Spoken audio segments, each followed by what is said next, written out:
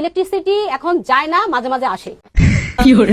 আজকের ঘটনা কি বলে বোঝানো যাবে না, তবে ভিডিওটি যদি শেষ পর্যন্ত দেখেন তাহলে অবশ্যই আপনি বুঝতে পারবেন। আজকের এই ভিডিওটি এমন ভাবে তৈরি করা হয়েছে, রাজনীতির সাথে সাথে বিনোদন কাকে বলে সেইটাও দেখানো হবে। শুধু কি তাই, রাজনীতিকে ব্যবহার করে কিভাবে কোটি কোটি টাকা ইনকাম করা যায় তাও আপনাদেরকে শিখিয়ে দিব।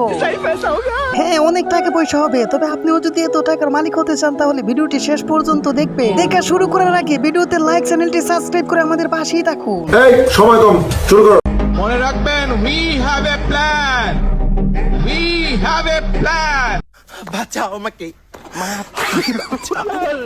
আমাকে বাঁচাও, গুন্ডারা তাড়া করেছে, আমি উপায়, বাঁচাও আমাকে।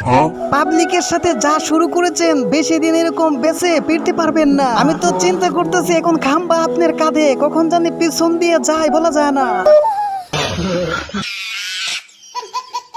অস্থির বাঙালির পোলাপানের কথা আর কি বলবো, দেখেন কি একটা ভিডিও বানাইছে। বিকাশে তো অনেকদিন ব্যবসা করছে, ব্যবসা ভালো হয় না, এখন নেতার পা ধরতেছে। তবে আমার একটা চিন্তা লাগতেছে, ছাড়তে ছাড়তে যখন জিব্বা ক্ষয় হয়ে যাবে তখন কি তাদের সাথে এরকমটা হবে?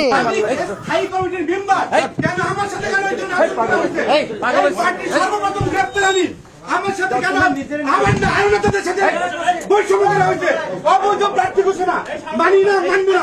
আমার যে সিনিয়র নেতা কে পার্টিতে কিছু কি বুঝতে পেরেছেন বন্ধুরা? এটা তো মাত্র কেবল শুরু হলো। আজকে আমরা দেখবো ফকির থেকে কোটিপতি হওয়ার রাজনীতি। তবে এই রাজনীতি করতে গেলে কিছু অপমান হতেই পারেন, তাতে কিন্তু পিছানো যাবে না।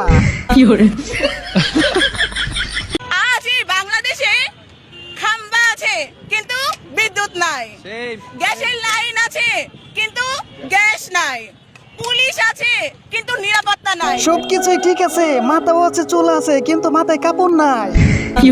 ভিডিও শুরুতে বলছিলাম রাজনীতি করলে টাকা টাকা। যেমনই আপুটি বুঝা গেছে, ওনাকে টিকটকে সার্চ দিলে দেখবেন 1 নম্বরে চলে আইছে। এইখানে কিন্তু শেষ নয়, রাজনীতির মাঠে যের যত চাপা আছে ততই কিন্তু টাকা আছে। 24টা পদ্মা সেতু নির্মাণ করা যেত, এই মেট্রো রেলের মতো 14টা metro system, Dhaka metro system নির্মাণ করা যেত। ঠিক আছে মারিয়া। 17,000 কোটি টাকার প্রকল্প গিয়ে ঠেকছে 26,581 কোটি টাকায়। কি কিছুই কি বুঝতেছেন না? 10,000 কোটি টাকা মুহূর্তেই পকেটে। দুধ দে, গ্যাস দে, পানি দে, ওই গদি ছেড়ে। আসসালামাইকুম দর্শক, বিদ্যুৎ বিলের জটিলতা নিয়ে যখন বিদ্যুৎ অফিসে এসেছি তখন বিদ্যুৎ অফিসেই বিদ্যুৎ নাই। দুরুমি এইভাবে বলতে নেই, আমাদের দেশে উন্নয়নের ছোঁয়া লাগতেছে। আপনারা কিন্তু বলেছিলেন, আপনাকে আমি কোট করি, আমি সেটা এখানে দেখাচ্ছি না, যে 200 আসনে আপনারা প্রার্থী দেবেন এবং কোনো জোটে যাওয়ার প্রশ্নই ওঠে না। সেখানে আপনি দল ছেড়ে বিএনপিতে আসলেন।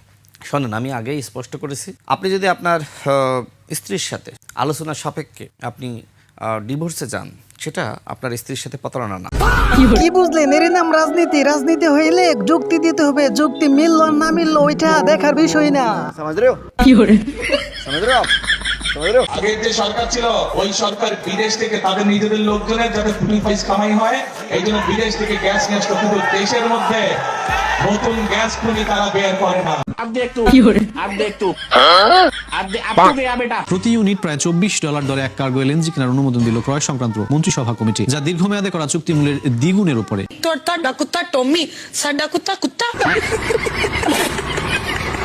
যেমনটা বলছেন এমনটাই। আরেক বেটার কুত্তাকে আমি টমি বলতে যাব কেন? আমার কুত্তাই টমি। আন্দোলন করে বিএনপির নামামু, তারপর আওয়ামী লীগে হোগা মারবো আমাদের, তবে কল্লা হালাইব শালার ভিতরে আওয়ামী লীগ আইবে। আমার অলরেডি আওয়ামী লীগের লোক কয়ে দিছে আমরা ক্ষমতা আইলে তবে সব দিকে কল্লা হালাবো, ওই দিস হালারা মাতারা আমার সারা রাত ঘুমাইতেছে নাই, টেনশনে, দেশের টেনশন, দেশের মানুষ অস্থির হয়ে গেছে। কবে জানি তোকে পিডাই রে, আমরা সাপোর্ট দিয়ে রাখতাম। নেতা হলে এমন হওয়াই দরকার, সস্তা জনপ্রিয়তার জন্য এরকম মিথ্যা ডায়লগ দিবে না, যা বলার সরাসরি বলবে।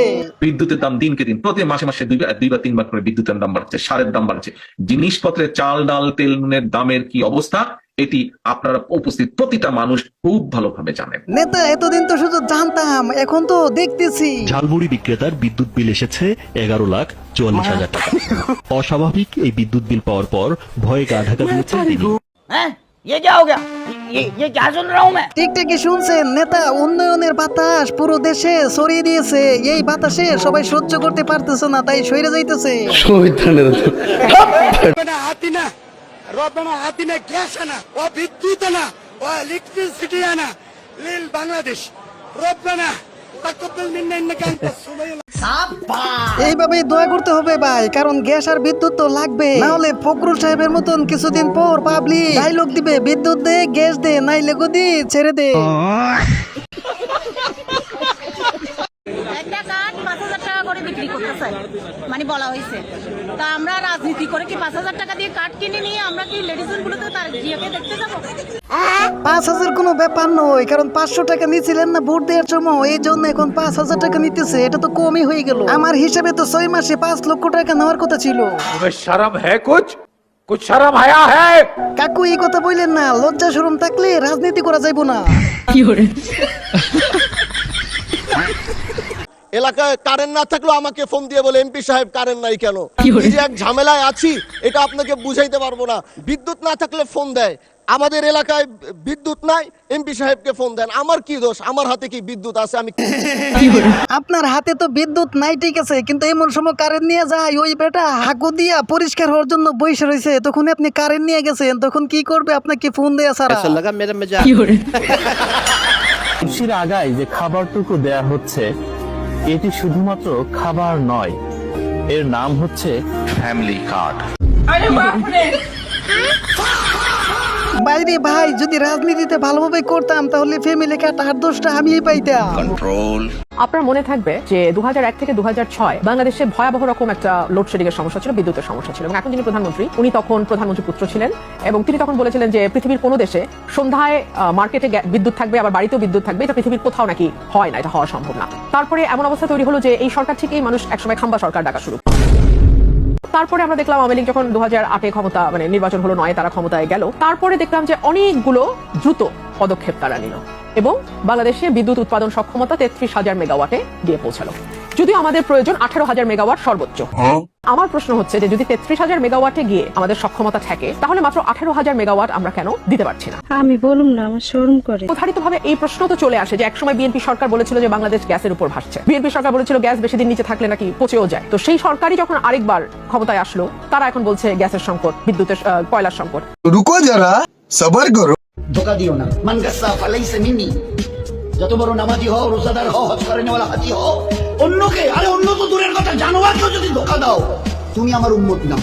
মান গাসা কাসারাই ধোকা ফালাইসা মিন্নি, তুমি আমার উম্মত নাও। অন্যকে হতে পারো, আমার উম্মত হবে, মুসলমান হবে, আর অন্যকে ধোকা দেবে। এইটা মেনে নেওয়া যায় না। তবে রাজনীতি করে যারা এই টাকা ইনকাম করতে আইছেন, একটু চিন্তা ভাবনা কইরা ইনকাম কইরে। যে ভাই বোনরা আছেন সহজে টাকা ইনকাম করতে চান, তাহলে রাজনীতিতে জয়েন দিয়ে দেন। মুখে জোর আর কণ্ঠে মধু থাকলে যথেষ্ট, তবে মরার পরে কি হবে ওইটা একটু চিন্তা কইরে। তবে বন্ধুরা, আজকের জন্য এই পর্যন্তই, দেখা হবে আবার অন্য কোনো ভিডিওতে। Bye bye, tata, Gaya.